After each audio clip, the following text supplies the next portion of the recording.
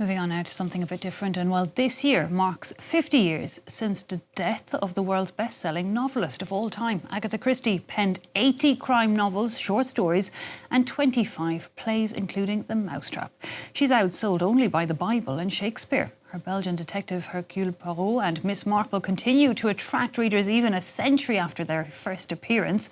So what does it take to get such attraction and such longevity? Well, to get more insight, we're joined by Professor of English at the University of St Andrews, author of Agatha Christie, A Short Introduction.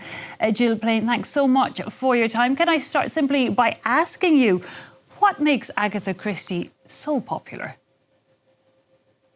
Oh, it's a good question. And I think there are quite a number of different answers. Her style is a significant factor. Her books are very easy to read, quite pleasurable. And I think this might contribute to their success in translation, because her prose is not convoluted, complex. It easily translates to different cultures and different settings. She's also very funny, as well as the sort of serious business of murder.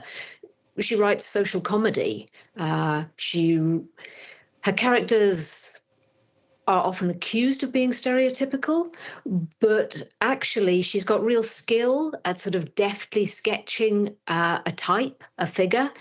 And it really doesn't matter whether they were written in the 20s or the 50s, or whether you're reading them in France or Japan or Britain. Everybody can imagine what a pompous middle-aged man is like, or a religious hypocrite, or a housewife. And so they work across the globe. And everyone understands what an unhappy family is like. And I think everyone fantasizes about killing their family. So there's a kind of modernity there. And of course, the reasons why people commit murder haven't changed. Jealousy, greed, ambition. And she's also a very professional writer who's good at this genre, which is still a very fashionable genre. If you think about it, it's still being made today.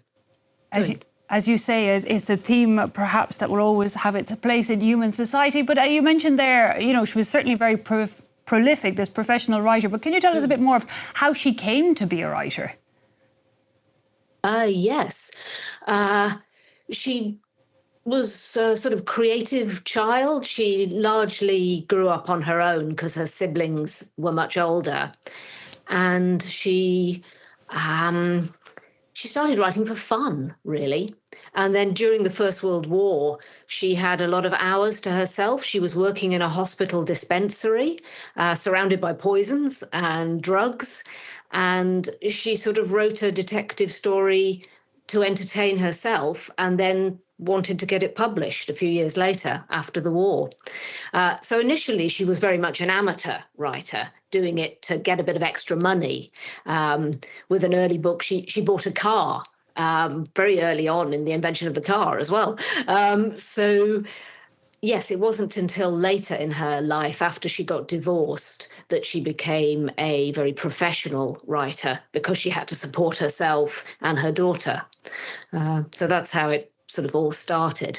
And she's always been accredited with being such a keen observer of life, and that's what we all read into and enjoy in her books. How much did she take from her own life, and how much, was she inspired from the places she travelled to and what was going on around her?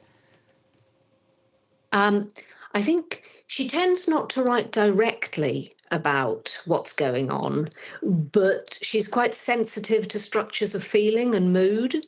So you find her books changing over the course of her 50-year writing career, which is a very long career.